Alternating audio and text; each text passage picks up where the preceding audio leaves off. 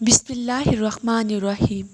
کیا آپ یقین کریں گے، دائی ڈاکٹر عبدالرحمن السمیت رحمۃ اللہ علیہ کہتے ہیں، میرے افریقہ میں دعوتی کام کے دوران میں ایک دن کھڑا تھا کہ میں نے ایک افریقی عورت کی آہ و بکا سنی جو چھوٹے بچوں کے ایک ڈاکٹر سے گریہ کر رہی تھی اور اسے واسطے دے رہی تھی۔ میں اس کے اصرار کی شدت اور اپنے مطلب کو منوانے کی پختگی سے واقعی میں متاثر ہوا، اور میں نے طبیب سے پوچھا کہ کیا معاملہ ہے۔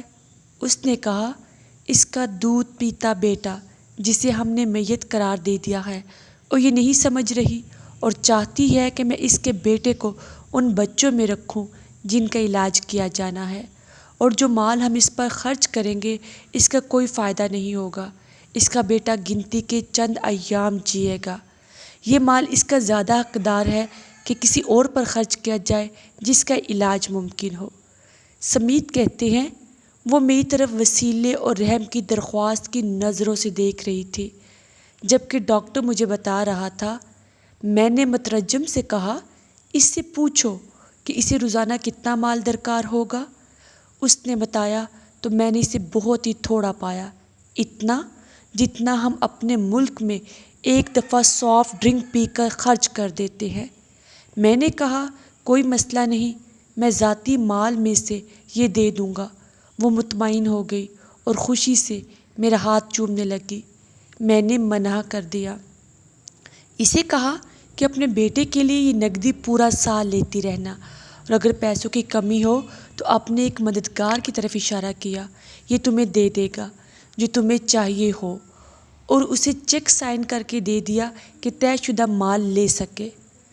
مہینے اور سال گزرتے گئے اور واقعی طور پر میں نے اس بچے کو میت ہی سمجھا تھا، اور مال تو صرف اس کی ماں کو تسکین حاصل ہونے کے لیے دیا تھا اور اس وعدے کے لیے دیا تھا کہ وہ اسلام کے ساتھ اپنا وعدہ مضبوط کر لے، اسلام پر پکی ہو جائے، اور میں یہ معاملہ بھول بھی گیا۔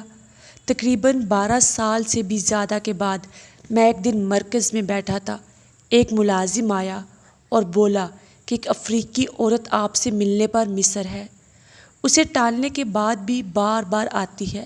میں نے کہا، بھیج دو۔ ایک عورت داخل ہوئی جسے میں پہچانتا نہ تھا، اور اس کے ساتھ ایک خوبصورت اور مطمئن چہرے والا بچہ تھا۔ کہنے لگی، یہ میرا بیٹا عبدالرحمن ہے، اور یہ پورا قرآن حفظ کر چکا ہے اور بہت سی احادیث رسول صلی اللہ علیہ وآلہ وسلم بھی یاد کر چکا ہے، اور میں چاہتی ہوں کہ یہ آپ کے ساتھ رہ کر دائی بن جائے۔ میں اس کے اصرار پر حیران ہوا اور بولا، تم اپنی اس درخواست پر مجھ سے اصرار کیوں کر رہی ہو؟ میں کچھ سمجھ نہیں رہا تھا۔ میں نے بچے کو دیکھا تو وہ بڑے اطمینان سے عربی بول رہا تھا۔ مجھے کہنے لگا، اگر اسلام اور اس کی رحمتیں نہ ہوتی تو میں آج زندہ نہ ہوتا اور آپ کے سامنے کھڑا نہ ہوتا۔ میری ماں نے آپ کے ساتھ بیتا واقعہ مجھے سنا رکھا ہے، اور میری صغر سنی میں آپ نے جو مجھ پر خرچ کیا وہ بھی بتا رکھا ہے۔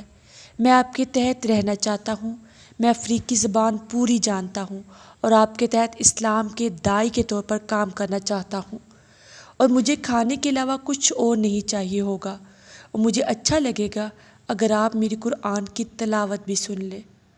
اور اس نے بہت ہی سریلی آواز میں سورۃ البقرہ کی آیات پڑھنا شروع کی، اور اس کی خوبصورت آنکھیں مجھے توسل کی نظر سے دیکھ رہی تھی۔ اب مجھے یاد آیا تو میں نے کہا، کیا یہ وہی بچہ ہے جس کی دیکھ بھال سے انہوں نے یعنی ڈاکٹروں نے منع کر دیا تھا؟ ماں نے کہا، ہاں۔ پھر بولی، میں اسی لیے اسے آپ کے پاس لانے پر مصر تھی، اور میں نے اس کا نام بھی آپ کے نام پر عبدالرحمن رکھا ہے۔ ڈاکٹر سمیت کہتے ہیں، میرے قدم مجھ سے اٹھ نہیں رہے تھے، میں زمین پر آ رہا تھا۔ میں خوشی اور حیرت سے مفلوج آدمی جیسا ہو چکا تھا۔ میں نے اللہ کے حضور سجدہ شکر کیا۔ میں روتے ہوئے کہہ رہا تھا، سافٹ ڈرنک جتنا خرچ ایک جان بچا سکتا ہے اور اس سے بڑھ کر ہمیں ایک دائی عطا کر سکتا ہے جس کی ہمیں ضرورت ہے۔ سبحان اللہ۔ اور بعد میں یہی بچہ افریقی قبائل میں سب سے مشہور دائی بنا اور اسے لوگوں میں سب سے زیادہ مقبولیت حاصل ہوئی۔ کتنے ہی چھوٹے صدقے ایسے ہوتے ہیں جو اتنے سارے لوگوں کی زندگیاں بدل دیتے ہیں اور انہیں سعادت مند بنا دیتے ہیں۔